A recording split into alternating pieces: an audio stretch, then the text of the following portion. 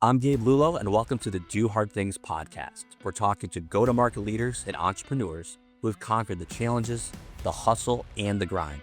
Get ready for real talk, real insights, and no fluff. But the hardest thing in the world right now is not actually closing deals, it's actually getting somebody's attention. If you don't have that hook in that first 5 to 10 seconds, guess what? They're going to scroll to the next one.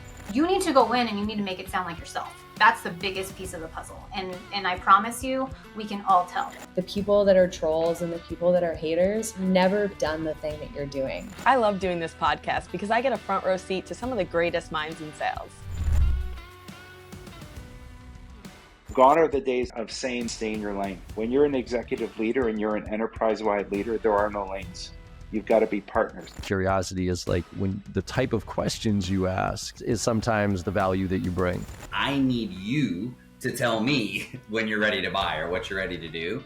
And I think it's changed so much into like adding more value. And if you're not doing that, then you're definitely going to come off as desperate. High pressure selling is like a dinosaur tactic at this point. No parent is like, oh, you should be a salesperson when you grow up, right? Everyone's like a doctor, lawyer, whatever crap.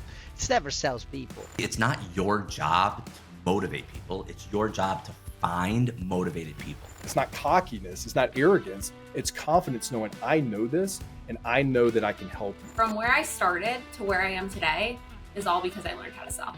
And there's too many people who have only been doing this for 5 freaking minutes. Sit down, close your mouth, actually go out there and get yourself beat up. Then come back and tell me if something is dead or not. That is exactly why I started this podcast, because right there, that's the epitome of doing hard things.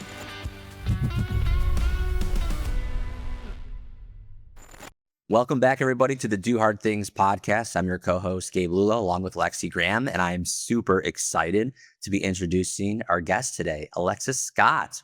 Alexis and I are friends. We've been collaborating over the last few years, and we're super pumped to finally have you back on, or have you on the podcast here, Alexis.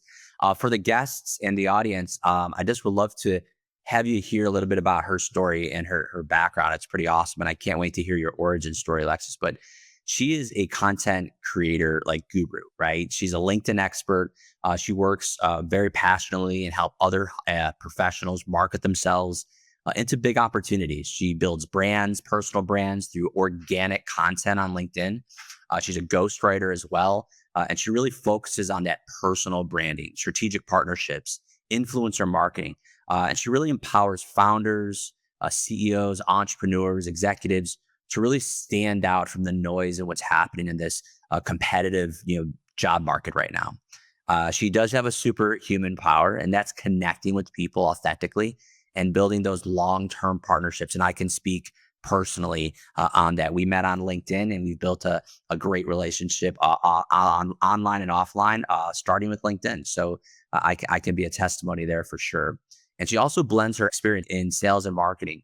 Her leadership helps individuals, companies create really scalable processes to thrive, with clear communication, driven results, driven culture. And welcome to the show. I'm really pumped to have you here. And, Lexi and I are really excited to get into your origin story. Yeah, thanks so much for having me, Gabe. And nice to meet you, Lexi. I've been watching you on LinkedIn. Yes, Awesome. So exciting. Yeah. So I always like to start, right? The point of the podcast, the title is you can judge a book by the cover here, is do hard things. And what we clearly mean by that is, most people don't go to college for sales. I haven't met one yet. Most people don't go to college, right, to be an entrepreneur. It's very rare. Usually they go to school and then that just starts. And it usually is from a passion of someone or a situation that occurs. For me, many know my story. I didn't go to school for it, but it found me. So I really want to hear your story, Alexis, for our audience, and tell us, what's your origin story? How did you get from where you started to where you are today and so successful? Yeah, I hope you have time. It's a long story. We do. I'll record at the very beginning of how I got into sales, interestingly. So I was in college and I took a job at a golf course, actually. I was the beverage girl. That is not, that is technically sales, but that's not where I'm going with this. Okay. So took a job as a beverage cart girl, and I became friends with the food and beverage director. And the golf course clubhouse had just been completely renovated for a PGA tour. And so they were looking for a catering salesperson. And through our conversations, he said, "You're really smart. I can tell that. Would you like to learn catering sales? I will teach you." And I said, "Heck yeah, I absolutely would." And so I started booking the tournament food and weddings and bar mitzvahs and whatever the heck else they had at the golf course. And then he told me, "If you want to make more money, go work in sales at hotels." And I said, "Well, hell yeah, I want to make that money." So I took a job at the Fisherman's Wharf Marriott in San Francisco. And that's where my hospitality sales career started. So I did that for about a decade. Um, Fast forward to moving to Idaho. So I don't know if anyone knows much about Idaho. Boise is booming. However, 6 or so years ago, it was just on the cusp of growth. And there are full service hotels, and the pay here is abysmal, and it still is abysmal. I will testify to that. So I just knew that was a catalyst for change for me. I ended up moving, and I'm like, my time in hotels is over. I ended up taking my first remote job in a marketing role. When I moved here, I was making pennies on the dollar. My daughter makes that at Target right now. Um, and but it was a job and it was remote and I had insurance. That ultimately led to me getting into travel tech. There's a local company here. I left that role, joined that. I was building out partnerships. That's kind of where my partnerships experience started. I went from managing one person to a massive, massive acquisition and managing 70 people and 7 managers in the blink of an eye. And then COVID hit and wiped that all away. Fast forward to kind of where my story re-begins and my reinvention. So COVID hits, I just know LinkedIn is where it's at. Something inherently inside of me told me that was how I was going to get my next job. That was how I was going to get hired, even though the entire world was shut down and no one was hiring at that point. But I started telling my story on LinkedIn and I would talk about interviews I had. I would talk about the unemployment process and office and just anecdotal stories. And people started listening, reading, and connecting with me. And I started getting asked on podcasts. And I had the founder of the then next company I would work at. He reached out to me. And long story short, I did get hired from my presence on LinkedIn. I ended up taking a job at a company called Aspire Shift. That was a massive catalyst for growth for me. The founders of that company, I'm still close to, still friends with to this day. They very firmly believed and saw that me building my personal brand would only help them build their corporate brand. And they were absolutely correct. So my job was to build out hiring partnerships with SaaS sales leaders and company founders. I built that program to over 150 from scratch. So really built some amazing relationships in the space. And then I wanted more. I was ready for change and growth, and I knew I'd kind of hit my ceiling at that company, and I left. I left by choice. I spent about 6 or so months figuring out what exactly I wanted to do. And I thought, I'm tired of sales. I'm going to move into marketing. And I took a job at a tech company, like very, very tech. And I thought I had made it. I was making the most money I had ever made. And, this was my chance. And I can't believe they took a chance on me and blah, blah, blah. Ultimately, the dissatisfaction in that choice is what led me to becoming an entrepreneur. So I started my company, The Fairy Job Mom, in March of 2022. It was intended to be a side hustle. The former founder of Aspireship and mentor of mine said, "Are you going to tell your boss?" And I said, "Nah, why would I tell him?" She goes, "Alexis, stop it. You need to tell him. Like, you can't just hack him back on that." And I'm like, "Fine, I'll tell him." So I sent him a message and I said, "Hey, just want to let you know there's a passion project that I am launching. I'm really excited about it. It's not in conflict, like blah, blah, blah, blah, blah." And he had one question for me when he wrote back and he said, "Are you getting paid for this?" And I said, "Yes, I am."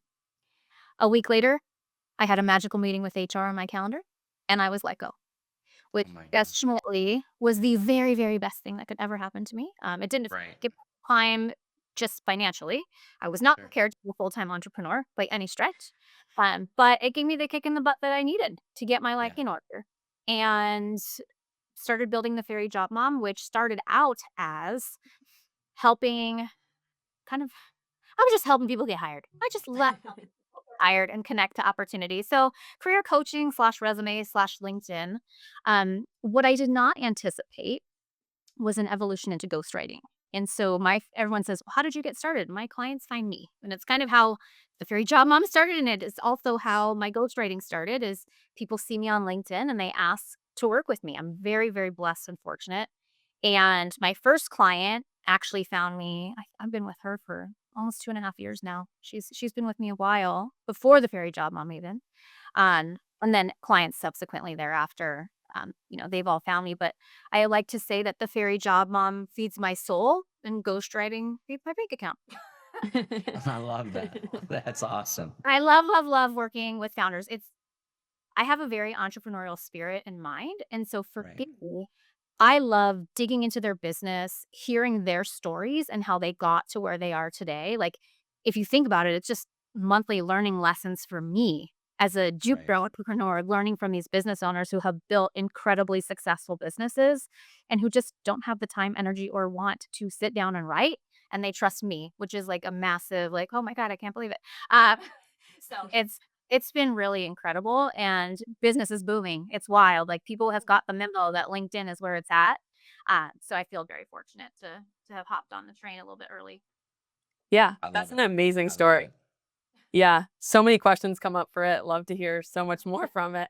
And one thing that really comes up for me is what makes LinkedIn such a powerful tool for organic content creation. So other social platforms, a lot of paid is what you need to get out there, but I truly feel like LinkedIn allows you to do organic content. So what do you think makes it such powerful in that way?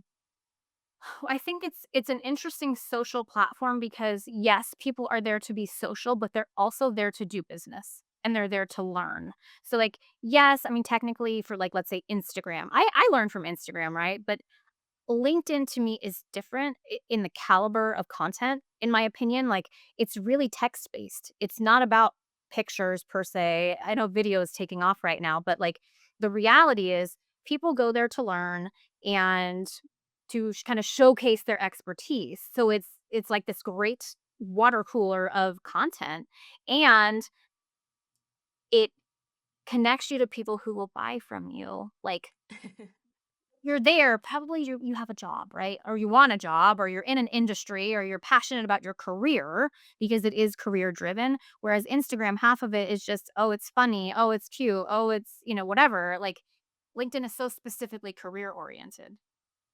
Right. So you inspire me because you were one of the first people I saw when we said, we're going to start doing LinkedIn as a company.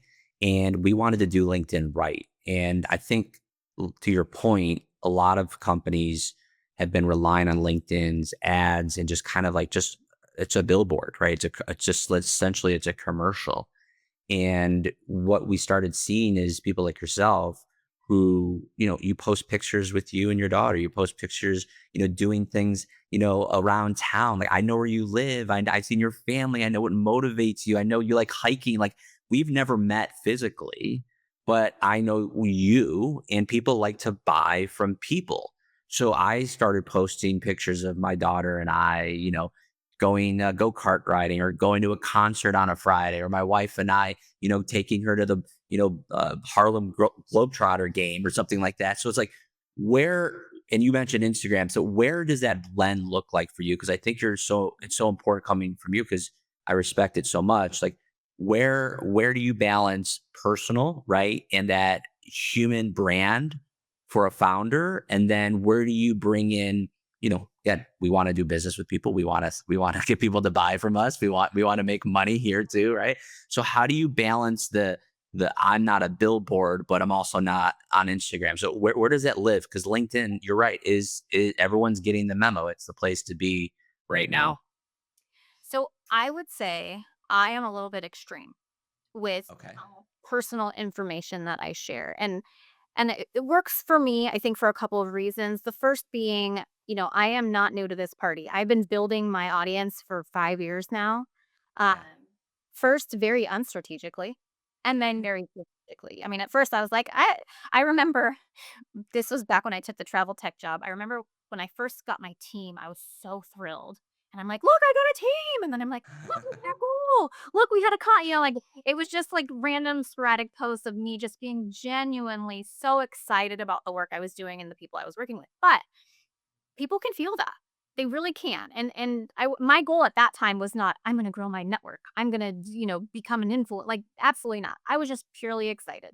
And when I became unemployed, it became a little bit more strategic in the sense of, and I still talk about that to this day, is you want to make noise. You want people to know you exist, right? And so you do have to be thoughtful about what you choose to share.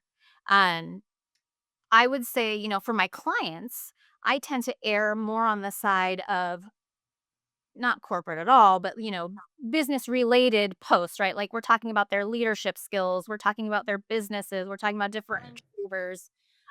For a couple reasons. The first is I don't know them inside and out. But I'll give you an example. I had a client today. I said, "Hey, you want to talk about parenting?" And he's like, "What?" And I said, "Let's just think about something human. Tell me something about your kid that you really love, or tell me something about your parenting style that can be related to leadership." And he got into it, and we got 3 posts out of that one question. I'm so excited. Um, but I think that in general, you should look for a mix of around like 65, 70% corporate-ish, your business persona, and 30% of who you are. But I also think you can turn anything into a make it relatable, right? And I think the other thing too is, there's a very clear differentiator between people who just like you. They think you're cool. They like what you do versus people who actually will pay you money to work for them. So you have to be really careful there in what you're building.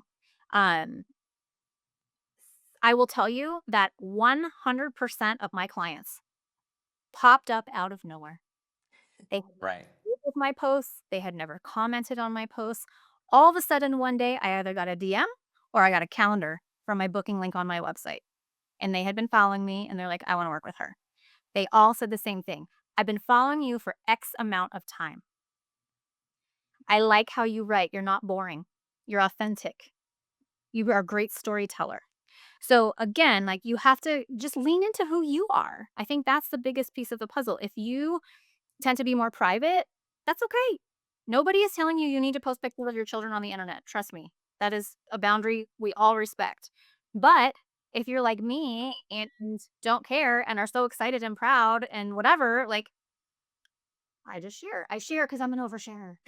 Right. I love it. Great answer. For sure. So how do you stay consistent with your content creation, and what advice do you have for somebody who wants to be in it? How often do you think they should be posting and active on LinkedIn? It is a muscle that takes work, right? For me, it is now I wake up, I write. Um, Very interestingly, again, I don't do what I do for my clients. I batch for my clients. For myself, it's like, what do I want to talk about today? Oftentimes I'll go through my camera roll, or I will go look at old posts, or I'll go look at the news and just kind of see what is interesting to me, what is top of mind. Um, 99% of content creators do batch create. They don't just wake up and decide to type on their phone like I do. So not recommending that. But for people who want to get started, I would say minimum 3 days a week. That's like your bare minimum. Once that starts to feel good, once you start to see traction, go to 4. The other thing is, when the spirit moves you, if you have a great idea, just freaking hop on and type it out. Just post it. Like, no, I always say, I have a girlfriend who is an amazing writer. She's a marketer. She's super creative. And I always say, blank, this is not a dissertation. Like, stop overthinking this. You know so many things. Make them bite size. And she's like, "Can you read this post? Can you look at it? Is it okay?" I'm like, "It's fine. I'm not even going to read it. You need to post it. Get it, ship it, ship it, ship it, ship it." So I would say that too. Like, it can be really scary to put yourself out there and to feel like the entire world is looking at you. The other thing I will tell you is this: when you first are getting started, I promise the entire world is not looking at you. Like, you are lucky to get likes and comments. And so if something doesn't get the reaction that you're wanting, 2 things. Number 1, it is most likely because it's not getting to a lot of people. It's a numbers game. And so you can write a really incredible piece of content, but if no one sees it, they're not going to like it. So, like, don't take offense to that. And then the second thing is, you will evolve as a writer. It does get easier, I promise. You start to see what people react to. Like, for me, I know, for whatever crazy reason, on the weekends, 2 things. Number 1, I try to share more of the personal stuff on the weekends just because it feels like it's the weekend. And the second thing is, it's going to perform damn well because my best performing content is about my family. It's about my personal life. Is that bringing me deals? One could argue no, but one could also argue yes.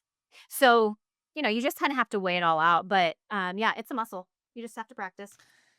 So I gotta unpack that a little bit because what to your point of likes and to your point of no one's listening and who is listening, and also to your point of people didn't engage with your content at all, then all of a sudden they appeared out of the blue. So how do you measure, right? Because we have been over a decade a sales agency making outbound calls, you know what I mean? And very measured, statistical, predictable revenue. And now we're in the content game as well. And our approach is you need to do both. You need inbound and outbound. You need to do calls and content. But content is the long game, right? But at the end of the day, there are, I'm sure, measurable items you have to report to your clients to let them know they're making a good investment and continuing with you to do their content. So what are you looking at when you're making those data-driven decisions with your clients and you're collaborating with them? So I just posted about this today, actually, not about data, but about beginning with the end in mind. Love it. I use that term all the time, right? So what is it that you want out of this? Anyone who sits there and tells me I want followers, I'm not the match for you. I will say that to your face. There are two types. And you have a lot of followers, right? So I mean, you have a ton of followers, but it's not about the followers, right? Is that exactly? So tell me more. This is awesome. Keep going. Okay. So for me, I will say followers do matter only because I negotiate brand deals for myself. If I was not a content creator influencer, I could give three padoodles about followers. Okay. For me, it's about inbound leads. So I always say, I want to be a magnet. I want to attract opportunity. If my inbox is getting, a lead a day, a couple a week, whatever metric you want to come up with for yourself, it's working. Your content is working. You are positioning yourself as an expert in the field enough so that someone is willing to inquire about your services and potentially pay you money. Amazing, right? I don't care about likes as much as I do leads. Leads over likes, right? For my clients, though, they have different goals. Like I met with someone yesterday. He wants more board seats. He's not a client yet. Hopefully he will be, but he wants more board seats. So guess what? We're going to talk about the work he does on the boards he's on, right? Like there are ways that you can position your content strategically and talk about things that are going to matter to your buyers, whether that be a recruiter or an actual buyer. You need to talk about what matters to them and what shows them that you are the person that can help them achieve whatever they want to achieve, right? And so likes are great. Like, for example, the posts about my kids or about my husband or losing weight or all of that stuff, like likes are lovely. And I get a lot of likes on those. But can I directly correlate those to business? Probably not. Now, what I will say is it all meshes together. So, like, for example, I just had 2 check-ins with clients, one yesterday, one today. Both of them, I said, "How are things going?" Neither one of them said, "Oh, my impressions are up X percent," or, "Oh, they said, "Oh my God, my inbox is overflowing," or, "Oh my God, people are starting to reach out. I'm seeing the flywheel work," right? Because I preface any engagement with, number one, you are required to sign on for at least 6 months. And number two, it is a flywheel. You have to commit and you have to just keep going. And if they say yes and they commit, amazing. If that's not what they're interested in, that's fine. I'm not the ghostwriter for you. It is amazing to me when my clients get excited about stuff that's not like, oh my God, like I had a client go viral a couple weeks ago. Love that. He did Wow. not tell me for a week. I'll message him to set up our next call. And he's like, "Oh, did you see my post went crazy?" And I'm like, "What post?" And I go to look at the post and it's like 5,000 likes and like 8 million reshares and all this stuff. And he's like, "Oh, yeah." You know why? Because that's not why he's working with me. He's working in business and to grow his brand. And yes, that's cool, but that's like ultimately not his goal. And I'm like, this is the alignment here is like, oh, chef's kiss. It's so good. And but, we all want to go viral. It's fun, whatever. But it's also in the ass, really. You get random connection requests of people that you're like, nope, nope, nope. You have all these comments you're supposed to reply to because, right, engagement. We want to engage and build connect. Like, there's good and bad, pros and cons. So I would say, really just know what you want out of it. And that's what you should track. And the other thing is, Content marketing is probably a salesperson's worst nightmare. Right? Like they want immediate results. They want data points. They how many dials, how many likes, how many this, and how many that. And that's not how it works. You can get a deal from a piece of content that you wrote 3 years ago because someone randomly searched it and found it, and all of a sudden they're like, "Ooh, I need to call them." Yep. Well, attribution is a nightmare, but it's there. So true. No, it's so true. Yeah. So in those 6 months in the initial agreement, when do you start seeing that people will get that feeling like, oh, this is working and oh, I want to keep going? And do you ever deal with people who are like, I just can't do this anymore? Yeah, so I deal with a lot of stuff. There's a lot of interesting nuances to ghostwriting that you don't realize until you get into it. Um, I have had multiple clients get 5-figure deals within the first month. Do I advertise that? No, because I can't guarantee anything. I don't know how you sell. I don't know, your buyers. I don't know any of that. So like I promise nothing other than great content.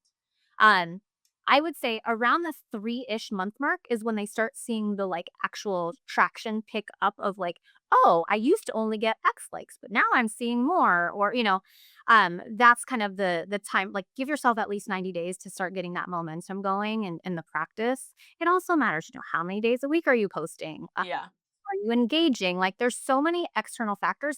I also do not manage people's accounts. I'm a writer. And so they have to agree, okay, I'm going to stay and I'm going to go like people's stuff and I'm going to go connect and this and that. The people who commit to that obviously see the best results. They're really excited about it. Those are the ones that are like, oh my God, my inbox is like overflowing right now. And I'm like, amazing. That's perfect. That's exactly what we want. I have had fall off from a couple clients. I actually yesterday was a really interesting day. I don't know if I should talk. I lost a client at about 9 a.m. and Okay. said, it's not you, it's me. I don't have the time to commit to this. Like I Classic breakup move. It's not you, it's me. we're so cool. Trust me, you're amazing. I'm like, okay. I actually morning is interesting and funny and like I love working with him, but I get it. He's a COO of a company and he has operational crap that he is fixing all day long. Like for him to sit down on LinkedIn is very challenging. That's fine. I get it. By 3 p.m., I had another contract signed, sealed, and ready to go. So business is good. And if I'm not for you at that point in time, that's okay. I have had a client stop and start 3 times. She's like, I can't let go of you. She's like, I gotta pause. I gotta pause. And then, I think the fastest time was like 2 days later. It's streamlined. I'm like, okay. So, it's interesting. I've also had people graduate. One of my first clients, we worked together about 8 months, and she was sitting on a pile of content because she started writing herself. And eventually she's like, I think we need to pause. You've given me the confidence to write and this and that. And I said, I mean, ultimately, that's amazing. I'm really proud of you. Right. Everyone should probably graduate at some point if they want to. Um, so yeah, there's all kinds of weird, like I never thought I would be a ghostwriter. I never thought I would be a writer. Like if you would have asked me at any point until 2023, would you be a writer as your job? I'd be like, I mean, I write for my job, but I'm not like, like Right. So AI, right? The elephant in the room is 2025. There's a lot of AI tools out there coming into the writing space. How do you use AI? And more importantly, how do you not use AI? Because you can just tell. I don't know, we all can, but sometimes people can't. I can just tell, okay, yeah, that was a post written by AI, and I kind of just skim over it. And it's not because of anything. I just maybe don't respect it enough because it wasn't actually built organically. But how are you balancing that, and how are you competing with it? so it's really interesting. I used zero AI up until last month. And now the only AI I'm using is Fireflies. So I'm just recording our calls and getting the transcripts for a couple of reasons. So the first is you can tell. You can tell. Well, I don't know if anyone thinks that they can't tell. You can tell. Um, I can tell immediately. And I'll have clients send me, they're like, I want to send you my ideas. And I'm like, amazing, send your ideas. They send me ChatGPT and I'm like, so I get it. And I understand that it is very hard for some people to articulate what they want in writing. And that's totally fine. And if that makes it easier for you to get something on the page, that's fine. But you need to go in and you need to make it sound like yourself. That's the biggest piece of the puzzle. And I promise you, we can all tell. There is a friend of mine. He's like an actual friend from high school. He is a very, very renowned sales leader.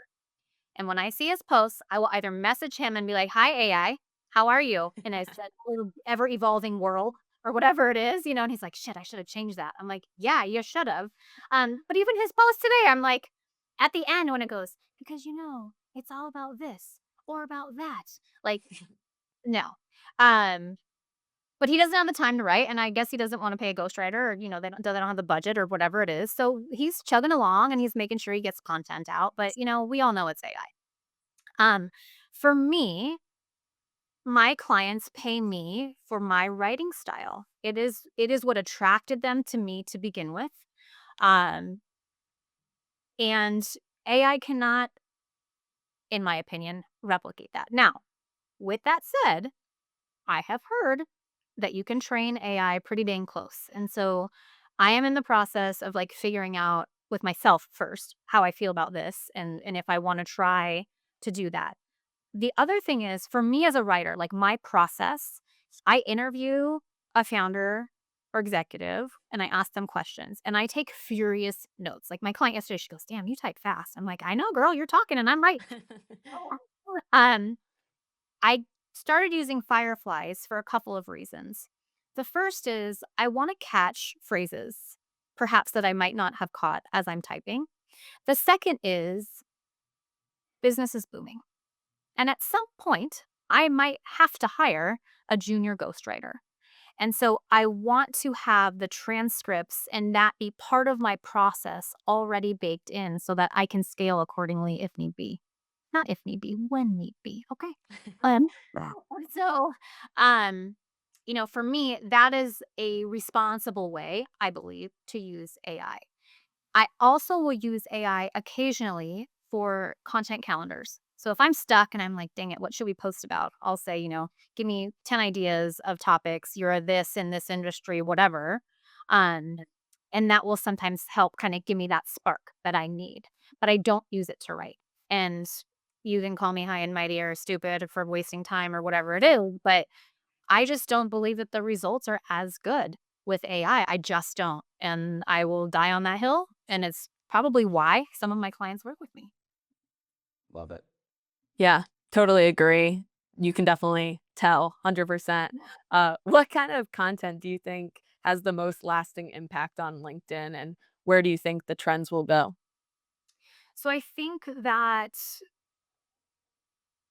personal stories have the most lasting impact, honestly. It's people being real and raw and sharing either hard times or, moments in life that were pivotal for them.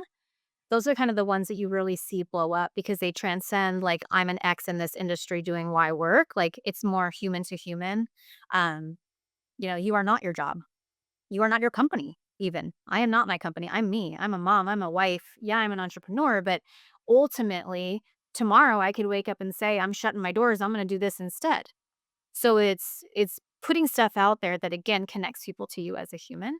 Um, Now, as far as where the trends are going right now, LinkedIn's trying to be TikTok with all this video. Uh, I hate video. I know you all are doing really great with your video and podcasts and all this stuff. I personally, ironically, don't love it. Um, and I think what it is writing allows me to be a little bit more poetic. Like I can think. Whereas when you're speaking, like if I ever record a video, please know it is not scripted. I just talk. I'm like, I'm going to tell you 3 things that you should write about. And I just talk off the cuff. And so I have to do that for 2 reasons. Number 1, I just force myself. And then number 2, um, I don't want to do 45 takes for a 30-second video. I just don't. I don't have the time. It's not going to yield the results. Like the ROI, I always say, is the juice worth the squeeze? If it's taking you an hour to record one video and you're not getting a deal from it that you can directly correlate, it is not worth the squeeze, in my opinion. And if it is part of a larger marketing strategy and you have someone editing for you, scripting for you, doing all the work for you, that's different. That's a totally different thing. But I am me. I am one person and I don't even like it. I mean, I don't know. So really think about it. Well, speaking of you, this has been awesome. I've learned a ton, and I know our audience has as well. Before we let you go, who is the person that you want to talk to? What is that ideal client for you that may be listening right now? And then, of course, how do they get a hold of you? Of course. So my ideal client is a founder or executive willing to invest time, resources, and money into building their LinkedIn brand. They are also willing to be committed to the process and understanding that it's not something that happens overnight. And they are also fun and nice to work with. Uh, they can find me on LinkedIn. My name on there is Alexis Rivera Scott. My company website is thefairyjobmom.com. If you go there and just click on executive ghostwriting, you can learn all about my services and get some pricing ideas, etc., as well as book a consultation directly from that page. Like, you don't need to jump through hoops. It's very, very simple.